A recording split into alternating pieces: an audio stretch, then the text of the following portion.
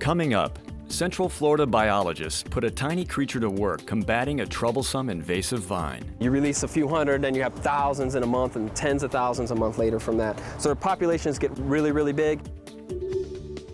And scientists take a proactive approach to protect an iconic American lake. We're starting to clean up what's in the lake and keep the lake this unbelievable resource that so many people enjoy and love. The only way we're going to do that is aggressive vigilance. Exploring the frontiers of science. Probing cutting-edge technologies. Seeking answers to the big questions. Welcome to SciTech Central. Invasive species can cause major ecological problems. In Florida, a tenacious vine with a funny-sounding name poses difficult challenges to wildlife managers. But they're fighting back by letting small critters do what they do best. Modern life provides many comforts. We enjoy readily available products from far-flung places, and modern highways make transportation fast and convenient. But a byproduct of those conveniences is the ease with which non-native species can be introduced into a habitat. In Central Florida, one particularly vexing species bears a name that may sound harmless, but the plant certainly isn't. Air potato was introduced as a horticultural or ornamental vine. It's from Asia and North Africa. It's escaped in South Florida but made its way to Central Florida, where we just have the right climate and conditions for it to spread the way it does. The air potato is listed as a noxious weed. It's on the state noxious weed list. So that's basically preventing any trade or movement of the plant throughout the state and between states. Air potato harms native flora by depriving them of vital sunlight. So it climbs to try to get the most optimal area, which actually disrupts the habitat. Well, when it shades out those habitats and kills off all the plants underneath it, then that habitat is no longer viable for the animals or plants. It really decreases the diversity of an area. But biologists have found a way to harness nature to combat air potato. Its scientific name is Liliocercis keenai, but it's commonly known as the air potato beetle. It happened to be that the air potato beetle was kind of a joint project between the state and the feds. They went ahead and they do a lot of testing, and it takes anywhere from 5 to 10 years for them to be testing that particular species of beetle. Only actually eats Dioscorea bulbifera, which is our air potato. One beetle, so its larvae stage and the adult stage, can eat about 30 square feet of leaf tissue in its lifetime. Perhaps just as important, the beetle reproduces very quickly. One female can lay about 2,000 to 4,000 eggs. Their cycle is about 5 to 6 weeks long. So you can see how about every month or so, their population just increases exponentially because they're laying thousands of eggs. So you release a few hundred, then you have thousands in a month and tens of thousands a month later from that. So their populations get really, really big. Then in the fall, as the vines senesce, they do feed some on the potatoes that are growing, but it's not enough to kill the potatoes. That's more to get some carbohydrates for energy to develop fat bodies to make it through the winter. The beetles do most of their harm to air potato by feeding on the vine's leaves. This is pretty typical right here. They'll chew a lot of holes in it. It doesn't necessarily kill the leaves though, but by doing that all over the vine, it disrupts the photosynthesis so that the tuber that's underground can't get as much energy as it normally would get.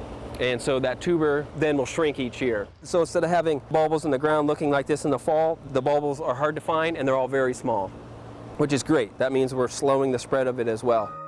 So far, the release program is showing great promise.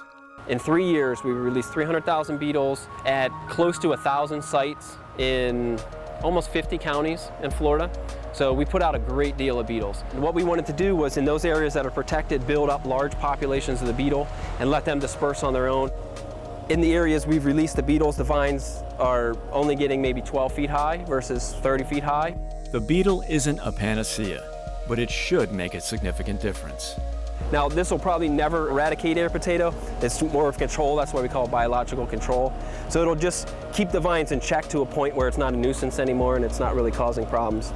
I think we did catch it. We caught it on the perfect part of the curve of where it was exponentially growing out of control. We caught it just in time to start making a dent in the population of air potato before it became too destructive to the plant communities out there. The recovery of the natural plant communities will probably be 100%.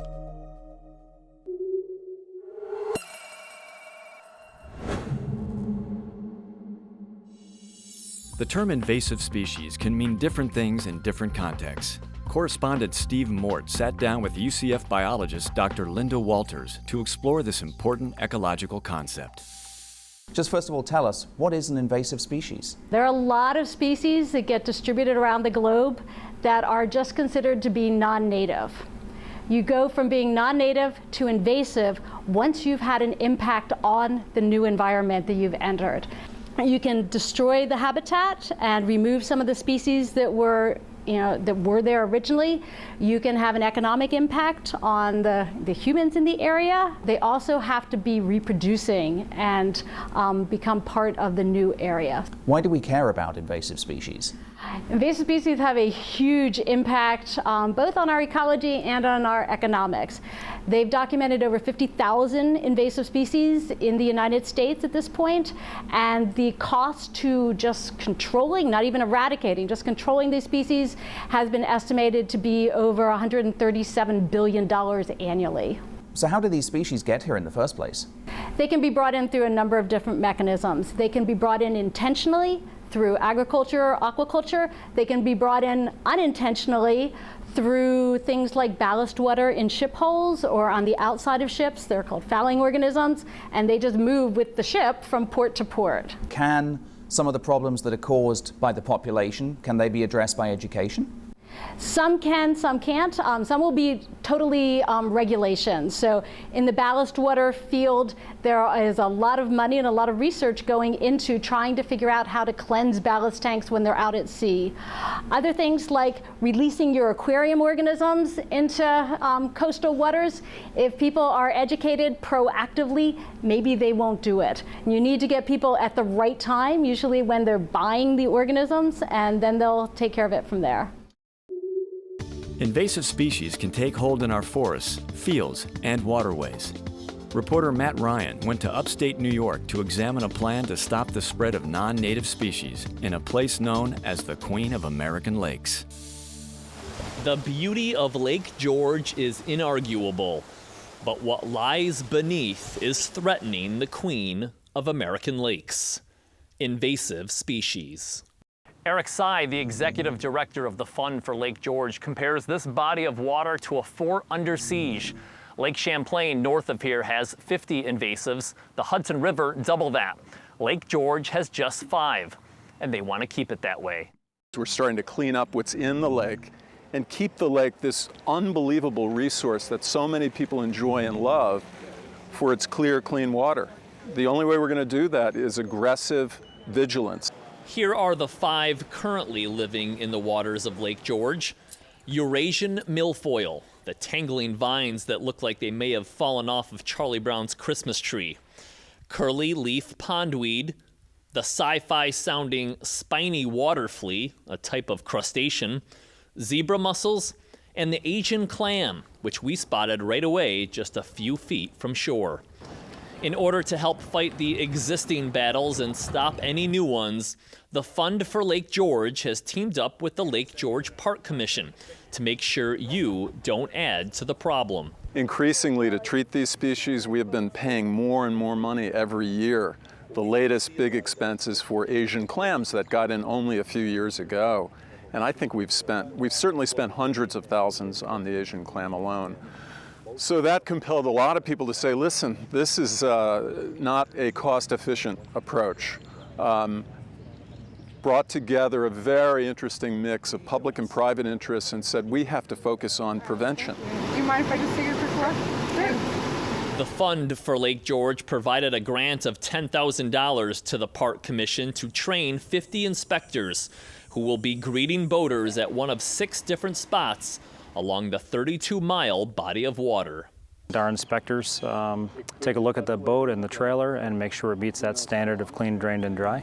If it doesn't, no worries. We have decontamination stations right on site that are basically high pressure, hot water, and we power wash off the hull and rinse out the motor.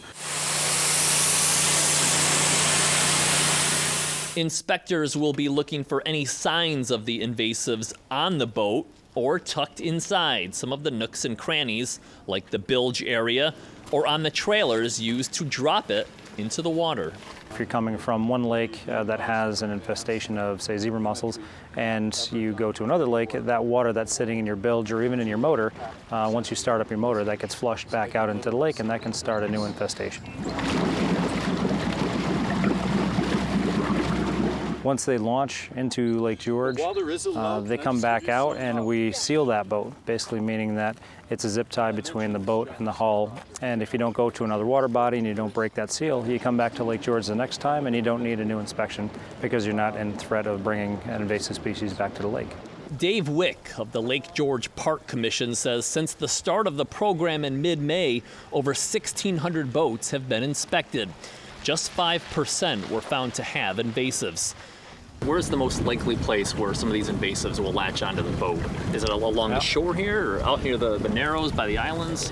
Yeah, we have most of the invasives that we're finding are really at the access points to the lake, so at the marinas primarily, but they spread pretty quickly throughout the lake. And so we're seeing them in a lot of the shallower areas. Norwal, where we just launched, has Asian clams. It also has a milfoil bed. The town of Hague launch has a big milfoil bed in there that we're trying to address. So we're seeing it really congregate around the launches. Rick Gage has owned and operated a marina in Bolton Landing for years and is concerned about what these non-native organisms could do to the lifeblood of his business. There's very many bodies of waters that have well over 100 of those things, and we don't need it here. We don't want it here. And this is a very manageable way to prevent that from happening. And it will grow if you don't do it. It's going to happen. The fund for Lake George matched the $350,000 from the state that will keep this project in place for the next 2 years. According to Sy, this is the only program of its kind east of the Mississippi, and he would like to see it expanded inside the Blue Line. The Adirondacks has 3,000 lakes and ponds, 30,000 miles of rivers and streams, and we do not have an invasives prevention program for the park. We need it. What we're doing on Lake George, we hope will be an inspiring model, example of what needs to be done around this unique place, which, you know, ultimately lives or dies on the pristine nature of its waters. That's why people come here. Want to satisfy your scientific curiosity and be on TV at the same time? Send us a video question for our Ask a Scientist feature. Here's an example. My name is Kelly. I'm from Orlando, Florida. I know coral reefs are important to the health of the oceans, but I would like to know why. Go to our Facebook page to learn how to submit your video. One of the oldest societies on Earth is not what you may think. The termite mound is home to millions of insects and its very own queen. In many respects, it's a universe all its own.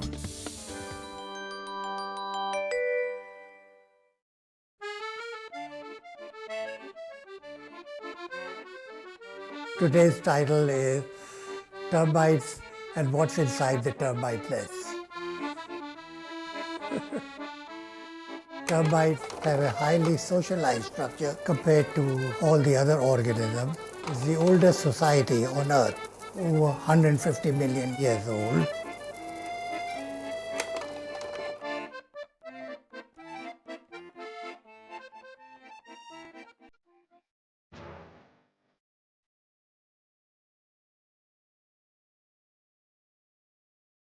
The scene is a typical scene on the East African plains, such as the Serengeti, where there's a lot of dried grasses, impala, giraffes, lions, all the familiar kinds of animals that you see in the savannah are there. A very typical aspect of the landscape in that habitat are termite mounds. It looks like a small city with mounds of these termites sticking up all over the savannah. And they look like big, gigantic mounds of dirt. It is, to some extent, dirt, but a large part of it is actually composed of the fecal matter of the termites. These mounds are interesting because a lot of people think that the termites live in the mounds. They don't. They're actually chimneys. And the nest itself is just below ground at the base of the mound. The way these mounds function is that there are little holes so that air currents ventilate the nest that's underground.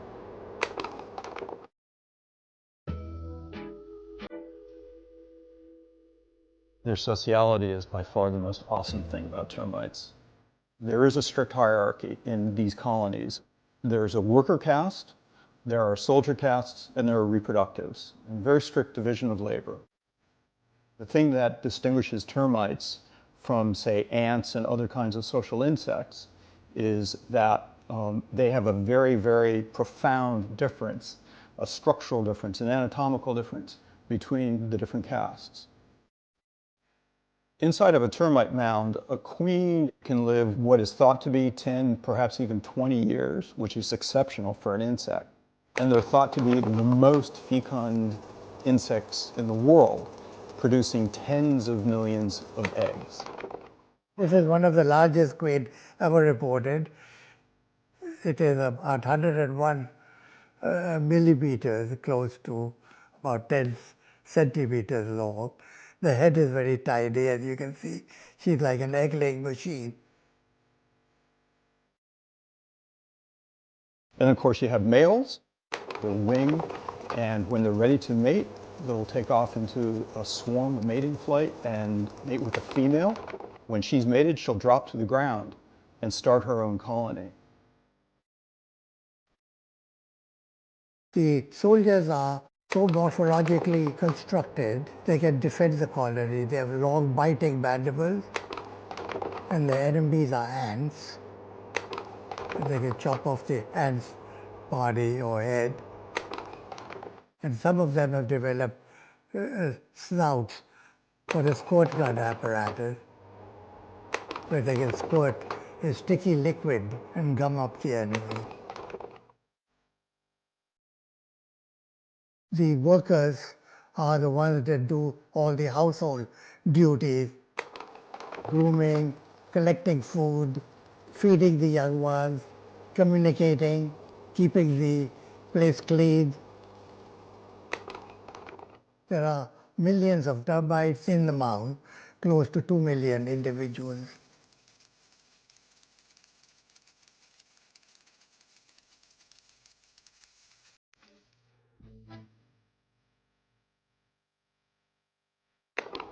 Some people will only think of termites as being destructive, doing damages to their house, but this is not true. Only 10% of the species in the world are destructive, but the remaining are very useful. They play a very important role in the sense that they convert cellulose, that's wood, cotton, dung, grasses, and recycle it back into the element carbon, nitrogen, oxygen. Very few organisms can recycle cellulose, and redwood, in that sense, they play a very important role in the ecosystem. Without termites, the trees will still be standing.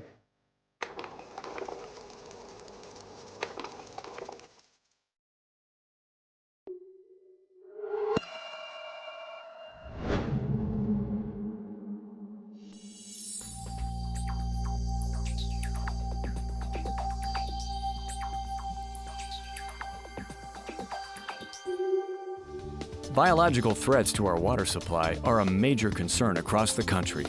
One of the biggest problems occurs when rapid accumulations of algae threaten aquatic systems. In northern Ohio, researchers think they found a way to prevent harmful algal blooms. I saw the algae and it was really kind of a neon green. I was surprised at how neon it looked. It is very distinct once you see an algae bloom, and you know you don't want to touch it. You better not touch it. That's an HAB, a harmful algal bloom. It could make you sick and kill your dog if you are both unlucky enough to fall in. Researchers at Ohio's Heidelberg University have been studying water quality for 4 decades. The team is gathering water samples on streams that feed into the Maumee River, which flows into Lake Erie. Automatic samplers are set up to take samples 3 times a day, every 8 hours, for an entire week.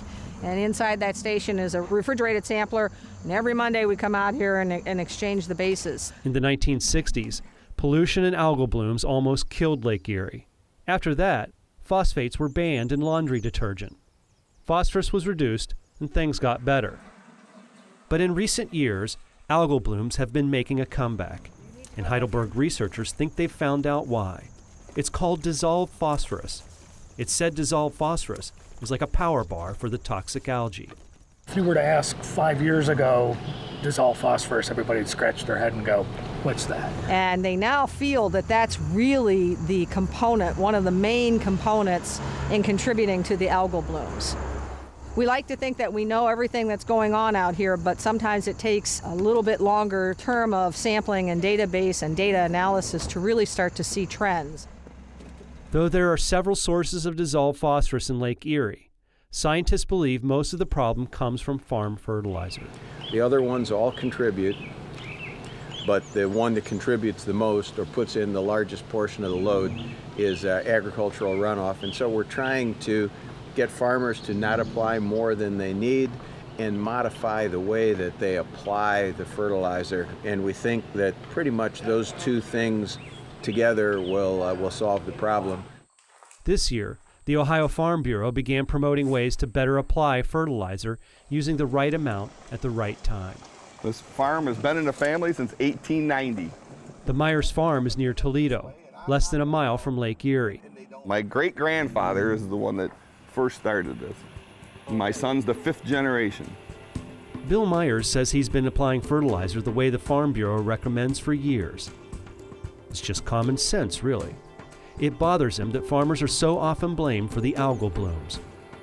The people that will listen to these interviews or read the articles in the paper, the point they don't understand is there isn't some great big pile of phosphorus someplace that the government gives us for free that they say, hey, use all you want. It's expensive. It costs hundreds of dollars an acre to purchase and apply. Best agricultural practices that reduce harmful runoff can be expensive. That's why programs like this one, that help farmers grow cover crops in the fall, are so important. Brett Margraf has been using cover crops for years. Still, this is not a common sight in northwest Ohio, at least not yet. The radishes aren't for eating. Kind of small. They're for holding soil, water, and nutrients in place over the winter so they don't get in the lake. In theory, in the upcoming years, we should see a reduction in what we use for nutrients to grow the same quantity of crop. Next spring, corn and soybeans will be grown here. Margraf sees it as a small step forward to improve the health of Lake Erie and maybe help his bottom line. And it works for conservationists who are looking at the bigger picture in western Lake Erie. The complexity of the system, the fact that it is a whole system, requires coordination and cooperation. There's a lot to do at the farm level, but at the end of the day, the impact on the sustainability of the system comes from a large number of farmers and a large number of constituencies working together to achieve sustainability. That's all for now on SciTech Central. Thanks for watching. Join us next week for more stories from the frontiers of science and technology.